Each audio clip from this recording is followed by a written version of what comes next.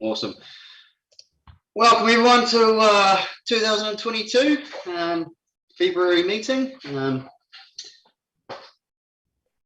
So all in present, so everyone's present today. Rodney will be here shortly. No apologies. Is there any declarations of interest in regards to any items on today's agenda? Has everyone looked at today's agenda? Okay. Public forum, I haven't heard anything from anyone about public forum, so I assume that there's nothing for public forum. Confirmation of minutes from 4th of November 2021. Do we have a mover and a seconder that the minutes be received? Oops. Yep. Moved Peter Coventry, seconded by Kat. All in favour that those minutes be received? Awesome. Any matters arising from those minutes? No. Item 75. So how's it going, Rodney? So the item numbers apparently are wrong item numbers, but we'll just go as per what's on the agenda today anyway. Item 75, chairperson's report. So yeah, 2022 now. Good afternoon, Max. Hey, Amber, are you there? Hope everyone had a fantastic Christmas and whatnot. Is it coming, or are you able to document what until she does? That's right. Yeah, it's in her calendar, but I'm happy to take. Me, of all people. Yeah. Sorry, you're asking for a reply. Sorry, man, I'm still trying to sort myself out. Hi, everybody. Bring up the agenda. So yeah, hope everyone had a fantastic break away and either sat around, did nothing and recharged, or some of us probably need a break from the break. A few little things I noticed in the November minutes. Mr. Rodney Dow mentioned that he was excited to be doing things, being out of lockdowns and whatnot, and back to a bit of normalcy. So of course we're straight back to traffic light red. So it's going to create a bit of an interesting scenario for us, going forward. Obviously we're back on Zoom simply because the numbers wouldn't quite work under traffic light red and all the rest of it in the council chambers. So going to be an interesting time pushing forward. One other thing that Ms. Brown-Murin mentioned is that people are struggling and seeking support. And I still think I think that's a very, very valid comment that was made in November, especially over the Christmas and New Year's break. I think there was quite a few more people that need a bit of help and support, and I just hope that as a community board and as a council going forward this year, we certainly bear in mind with our decisions that there is a lot of ratepayers and community members that are really, really struggling. It's very easy for us who are living above the poverty line. We'll say, some of us own boats, some of us own caravans, beach batches, all the rest of it. It's very, very hard, very easy to forget the way that some people are forced to live and whatnot when they're under the poverty line. So hopefully this year we can make some decisions that have a little bit of empathy in them, and bear in mind those people that are certainly struggling at the moment. Outside of that, yeah, we'll have a mover and a seconder that my report be received, please. Katrina. Pete, thank you very much. Item 76, Town Concept Plan. We'll hand over to Ross. Yes, thank you, Mr. Chair, and pure good afternoon, everyone. So the purpose of this report is twofold. The first is to provide a brief update on where we're at with the project, and the second is to seek the board's confirmation for the appointment of members to the Community Advisory Group. We've just finished a hui with representatives of Nehi Nehi Nui, and I had hoped to have a couple of the consultant project team check in, but they've not been able to make it. They're still finishing off, so apologise for that. But in terms of the project, we have appointed Resilio WSP as the consultants to assist us with this project. So that appointment was signed off by the Chief Executive Tania just before Christmas. And so we're expecting from our consultants a draft engagement plan and a finalised program through to the end of September, beginning of October, where our project plan has the council adopting the town concept plan in its finality. And the other element that I'd like to cover off, I just point out that in terms of the project deliverables and timeframes, this is unchanged from the report that came through to the board towards the latter part of last year. So I've just reiterated the 5 key deliverables, but bearing in mind that this is effectively a blueprint or a framework for the community and our stakeholders to share with us through the process the things that they believe are important to be addressed as part of the plan and see reflected for the future development of Ōtorohanga community. So it needs to be flexible and no more so than the environment that we're currently operating in. So part of the process as we go forward will be having regard to what's happening in our community around COVID, and we acknowledge that we do need to be flexible in the processes and approaches that we take as we get through to those more community-focused engagement phases in the project. Just pointing out that those are still the first of those are still several months away. So these initial few months are really around gathering information, setting the context, and using that as the basis to start those conversations with our community and our stakeholders.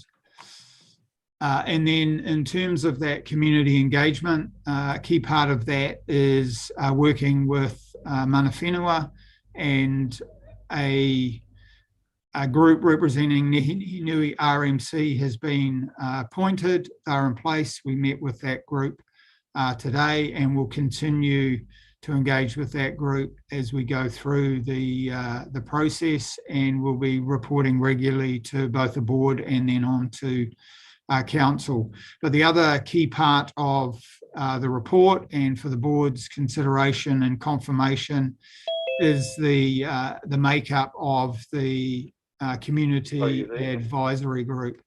And so we've been through a process and we've identified through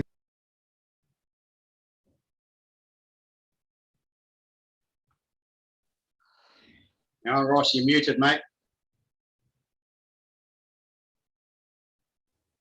I'm on mute. You're on mute, Ross.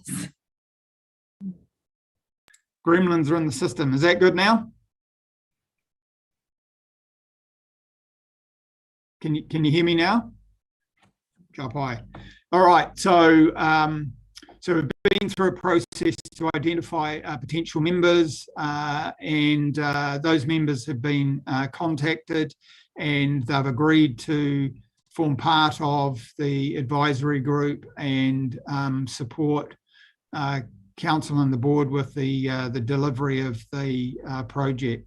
So essentially, they're an independent group that, as we go through the process, we can identify issues, challenges and opportunities, and use that information as part of our engagement with the wider community. But equally, we'll be looking to that group to give us real-time feedback around some of the options and actions and priorities as they start to emerge through the town concept plan process. So those 9 members are there for your consideration and confirmation as part of the advisory group. And I've just added an additional note that we may need to add additional members as we go through the process. Happy to take questions on either the project update or the membership of the advisory group. Awesome, cheers to that, Ross. Any questions from anyone, queries? Bit of commentary. Yeah, hi Ross, Peter here. Just and for everyone in reading through it, and I'm just going to lose the screen now while I go to read it. Point 4 of the TC plan, those 5 elements. A, and quote, Main Street Enhancement Improvement Plan. I know we've spoken about that. I'm just wondering, does it have to be limited to Main Street? Bearing in mind that the community board have just purchased a building that's on Lawrence Street, just off Main Street, and we've got, and I know I'm going back to something that I've been writing for 6 years now, a complete eyesore in the kind of heart of the city behind Ronnie's Cafe in that, and I don't know what we can and can't do for it, but in my opinion, as uninformed as that might be, any plan that does something to really fix up Main Street and leaves a number of eyesores lying around the central business district of town is kind of come up short of an opportunity we may have. I'm just wondering if that Main Street quote could be changed to CBD, or I don't know what other people think. Yes, through you, Mr. Chair. I think the reason why Main Street's kind of in inverted commas is that was the feedback that we got through the community through the early engagement for the LTP, and that title, if you like, has carried through. In the scoping document for the town concept plan project, we've defined what we've said is the CBD, but the central area. So I think your point, Peter, is well made, that we don't need to be constrained by the main street, but essentially we want to keep the central area of Ōtorohanga, a focus on that, and it's essentially, I think from memory, sort of Ranfurly or Kakamutu, Torongo to Kanawa, and then across to the railway line, picking up, Wahanui and around the back there. So that's the kind of the focus area. Yeah, but okay. I guess if you've asked that question, then it may well come from others. So I think it's probably important now to be clear that there's a broader focus, not just Maniapoto Street. Thanks, Ross. Yeah, I think just to emphasise that, it is a, correct me if I'm wrong, Ross, but it is a town concept plan, and that's why we've got quite a number of in the community group, quite a varied range of different people, not just mainstream businesses. But I absolutely take that on board, Peter. We probably do need to change that wording there. Any other further questions, queries from anyone? No. So do we just need to move and second that be received, or do we actually need to action a recommendation on that? Yes, sorry. There is a recommendation, Mr. Chair. So recommendations that the community board receives this report, notes the appointment of Resilio Studio WSP as a consultancy team, notes the establishment of the Mana Whenua Advisory Group representing Nihi Nui Regional Management Committee, and confirms the establishment of the Community Advisory Group with the following members: Tamara Martini, Kim Van Stralen, Joe Butcher, Stephen Wilshire, Tori Muller, Kat Payne, Corrine Takanawa, Grant Matthews, and Todd Ormsby. If everyone's happy with that, can we have a mover and a seconder, please? Move Rodney, seconded Councillor Christensen. All in favour? Anyone against? Passed. Thank you very much. Thank you. Right, moving on to item 77, Ōtorohanga Community Board meeting dates. So it's from the Executive Assistant. So we'll hand over to Tanya. Yes, through you, Chair. Kia ora, everyone. So this is a report that actually should have been on the agenda at the end of last year, just so that we could kick off with the meeting dates for this year from today, but it was omitted, so we've brought it to this meeting. Just a little change that we need to make. We've got the local body elections happening on Saturday, the 8th of October.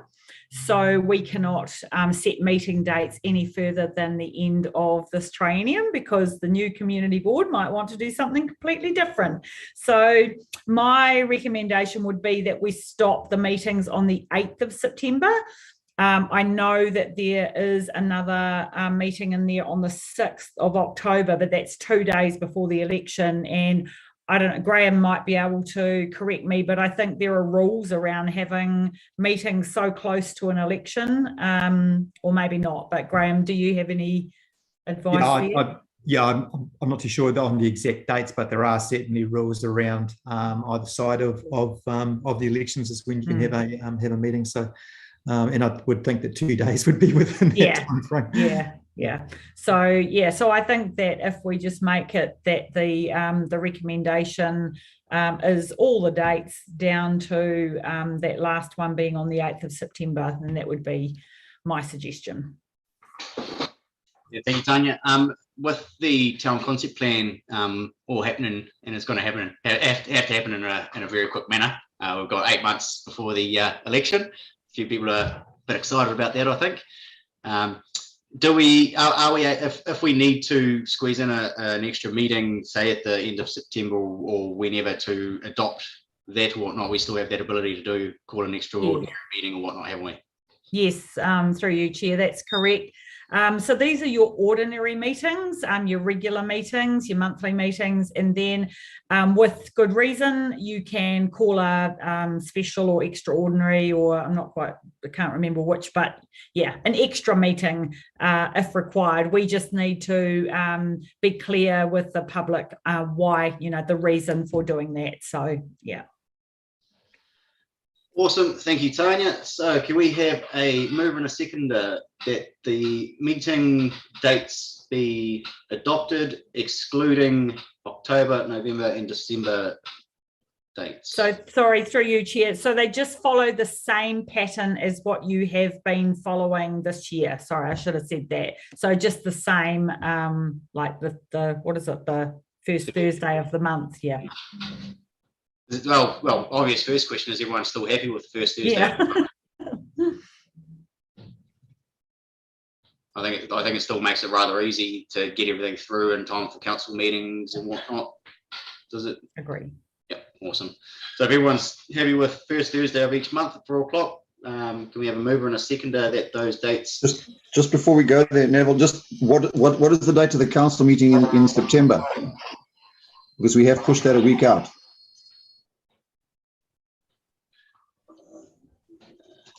Tanya? I can't sorry, I can't. I don't know all the meeting dates off the top of my head. Sorry. Because the Thursday, the first Thursday is the first, we've gone to the 8th, and that's fine. We're happy with that. It just does that impact then council? Are we getting too close to council? Yeah, I think the 20th is the date. Just for a bit of context for Kieran, maybe. So I think through you, Chair, if we wanted to make that change later in the year, like we're only in February now, if it gets to July and the timing around the town concept plan looks like it's going to need a different date, then maybe we could look at changing that. Any further questions, queries, comments? Okay, can we have a mover and a seconder that the dates be adopted, excluding October, November, December? Move Peter Coventry, seconded Councillor Dowell. All in favour? Those against? Fantastic. Right, so usually yep. Sorry, before we go any further, can we please introduce our new manager governance? Oh, sorry. So usually at this point of the meeting, we go to the elected members updates. I'm going to change it around a little bit today, and we'll kick off. There's a few new members of staff and whatnot, so we'll do a couple of introductions with a few staff members, and then I believe that there might be a few staff members that have a couple of updates for us as well. So if sorry if I've said my pronunciation is terrible. This is Kai King. You'd like to introduce yourself and let us know what you do and whatnot. So sorry, Mr. Chair, I should really introduce introduce her as their manager. So just been great privilege to actually introduce Kai as our new governance manager. So Kai has come to us from Waipa District Council in a similar role there, working for their regulatory committee. She's bringing to us a huge amount of local government experience, and even though she's only started on Tuesday, she's already got Tanya and I our toes. So so we're all pretty excited. So so Kyle, I'll leave it to you if you want to say a few words about yourself and what you plan doing on changing the Ōtorohanga Community Board to make it more exciting. So yeah, sure, I'll hand over to you. Hello everyone. I don't know actually what to say about myself, so I'll just talk about how I see things. I'm here to facilitate and ensure that your meetings run smoothly. So if I can be of any assistance to anybody, I'm a great believer in communication, so please don't hesitate to contact me. So thank you all, and I look forward to meeting you all soon. Great. Awesome, thank you very much. And I noticed that there was a, I've forgotten his name now. Jamie? Is Jamie still here? I can't see him. No, I think he was here for the town concept plan, Mr. Chair. I think he's on the project team, so I think you'll find that some of them will just pop in and out when there's reports on that particular subject. But I think, Ross, am I correct that we've got a couple of our consultants in the room as well? Yes. So they, as I said earlier, that we've just come from a hui, but I see Gary Marshall and Nikki Daly have joined the meeting. So if I can carry on and just introduce Gary. Gary's a director with Resilio Studio, and he is the lead for the project consultancy team, and Nikki Daly will be known to many of you. So Gary, if I can, Mr. Chair, maybe just pass over to Gary. He might want to say a few things, but we've got a workshop session, hopefully at some stage, to do more formal introductions, but he's there if he wants to just say hi, so you at least know who he is. Kia ora. Thanks, Ross. Gary Marshall, this is Nikki Daly. So I'm a founding director at Resilio Studio, a landscape architect. We have joined forces with WSP to help to develop the spatial plan. We have, in February, we've kind of just negotiated and confirmed our contracts. So we're now on board, and we had our first kind of team site visit today. So if anyone was in town today, you might have seen about 10 of us walking around with clipboards and things, having a look around town. And we just met with the Mana Whenua Forum under the Kakatea tree as the first hui, and we've got our first guest kick-off hui with the development board immediately after this. So we're currently kind of, I guess, doing our homework. We're collecting a whole bunch of maps, getting demographic data and doing a range of studies and getting ready and prepared to meet with community, I guess. And for those familiar with the process, we'll be doing a range of investigations at a town scale wide, and then the main street as well as the gateways and other facilities. And I heard someone mention earlier around keeping an eye on some of those other places which just aren't just in the main street. So they'll certainly be on our radar and be taken into consideration. And I think it's March is when the rubber really hits the road, and we'll kind of be COVID pending. We will be able to start engaging more directly with the community. Yeah, that's kind of where we're up to now.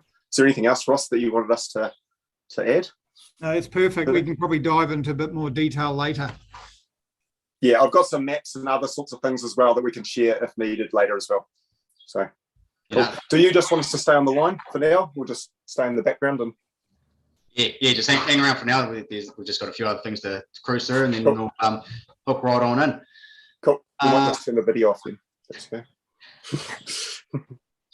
Right, Tanya, I think does any of your staff have anything that they would like to update us on before we get to board member? Yeah. Mr. Chair, I know this is a wee bit, off the agenda, but just because there's been some emails floating around, I thought it might be useful just to give a couple of updates. And one is from, they're both from Mark and Jared actually, so I hope they turn their cameras back on. Wayward lawns and muddy tasting water, I think, are the two headline items here. So how about I hand it over to Jared and Mark, and they can brief the board on what's happening and what we're doing about it. I'll kick off first. I'm going to take lawns and Mark's going to take water. So we're going to take one each for the team here. As a lot of you were aware, we had some issues keeping our lawns in check through November, December. Since we've come back into the office in January, myself and Mark have sat down with our contractor. We've had a good meeting. We've thrashed out a few things and worked together and come up with a plan and got some assurance from them of what they're doing to put processes in place to ensure we don't have the issues we had before. They've come back to us with their plans, and at this stage, me and Mark are happy with what they've given to us as plans going forward, and we'll continue to monitor it. And there's big discussions around communication and making sure we're ahead of things rather than playing off the back foot. So that's where we're at there at this stage.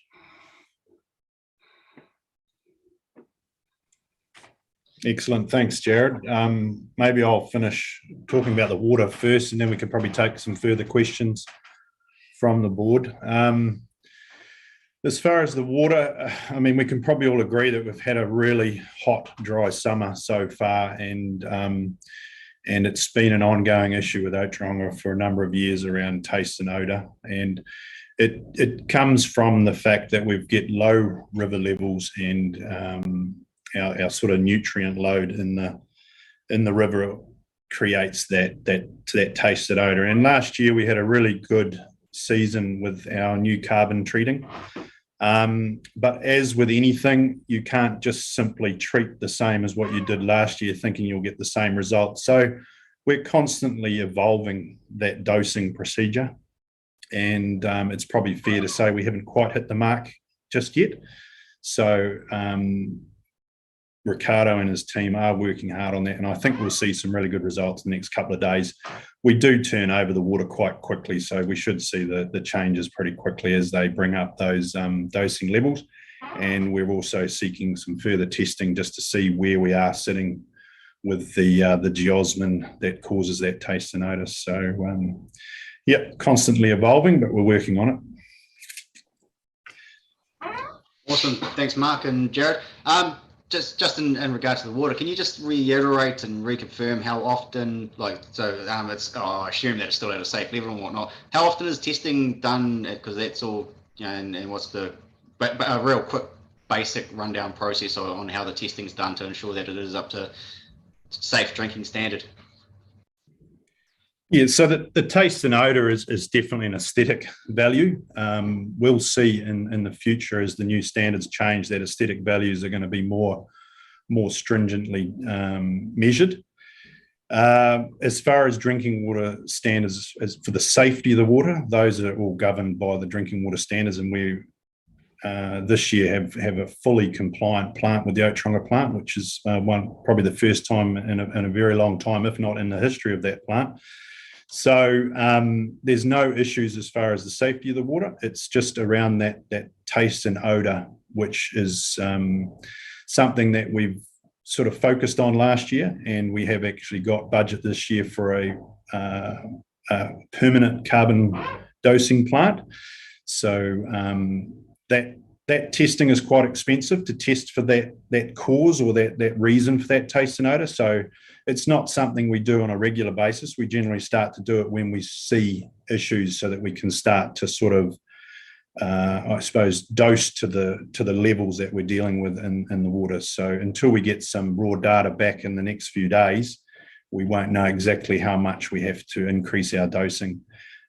We had it really well dialed in last year, but as I've sort of said, yeah, what you did last year may not necessarily work this year. And I think the extreme weather we've had as far as the long hot summer is probably in contrast to last year, where I think we had a bit more rain in December.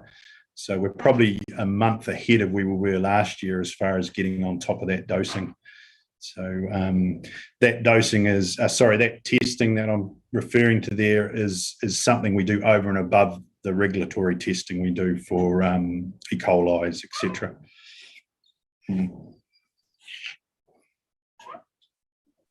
Awesome, thank you, Mark. Any questions, queries, or comments from board members? No, everyone's pretty happy with that. Well, Pete. Just whilst I realise it is important, and we're trying to keep the town tidy and grass and all of that. I think we just do need to recognise, in terms of what you're saying about being kind to everybody, at the end of last year was rather extreme circumstances for everybody, including the contractors. And so we're very grateful that we've got it. I mean, maybe it's because I come from a different background where, heck, if there was just lawn, it was to be celebrated. The fact that it might be a bit long was an added bonus. Thanks guys for the work you're doing, and yeah, it's great to stay on top of it. And water toast again. If there's water to drink, that's a big step forward for many of my family back where they come from. So thank you for all the work that you and the team are doing, I guess is what I'm saying. Thanks guys. Thank you. Yeah, absolutely.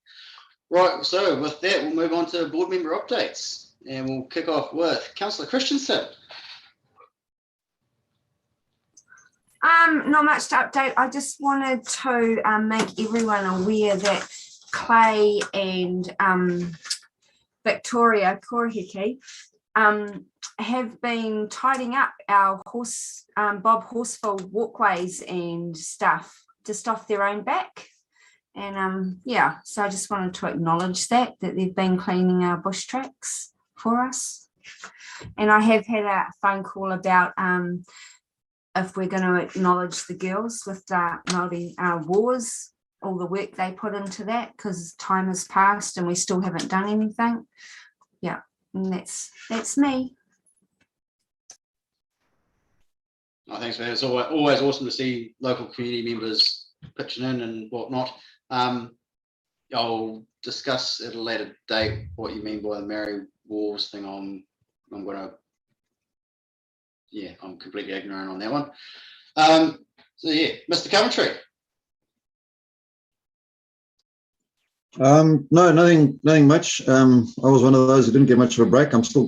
Mine's coming up, so please can I put my apologies in for the 3rd of March. I will be on leave at that stage. But yeah, no, we've been as a Thrive organisation, we've been working on through, and it's been a tough couple of months getting that through. Just working with people, just reinforcing what you said at the beginning, Neville. But other than that, nothing much. No, nothing to report. Cheers, Pete. Okay.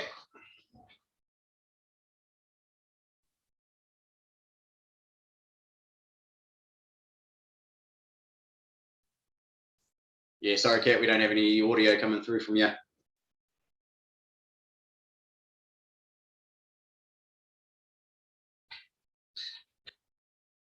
We'll move on to Alan, eh? Unmute yourself, Alan. Unmute yourself, Alan. Okay, hear me? Yeah, I've been sort of lying pretty low, so really haven't been out and about too much. I will take my hat off to the company or contractors that do the side of the stop banks. They've done a very, very good job this year. They're looking very, very good. Yep, I was one of those persons that was disappointed in the upkeep of the council flats opposite the dental place. I thought that was pretty poor. Even though it was a growthy season, I thought the whole thing was pretty poor. The Infomax dude, whatever his name is, I keep forgetting his name. He's done a pretty sterling job of late, just going around spraying everything. So that's actually coming into being now. So, fire alarms going off. So I'll leave it at that. Yeah, go from there. Awesome, cheers, Alan. Yeah, I think you might be referring to Radar from Infomax, and yeah, he certainly does do a bang up job around town. He's certainly always out there cranking it. Mr. Dell. I haven't got much to report, but we've just worked through basically. Yeah, no, I was pretty disappointed in the state of the cemetery on Christmas Day, but it looks like Jared to talk to the contractors and everything, so got everything in hand, so we don't need to dwell on it and just move forward. And yeah, but otherwise, It was quite great to see John Oliver get recognised in the honours list, you know, for what he's done for the community. Yeah, otherwise, yeah, pretty much work as usual, I suppose. Yeah, cheers.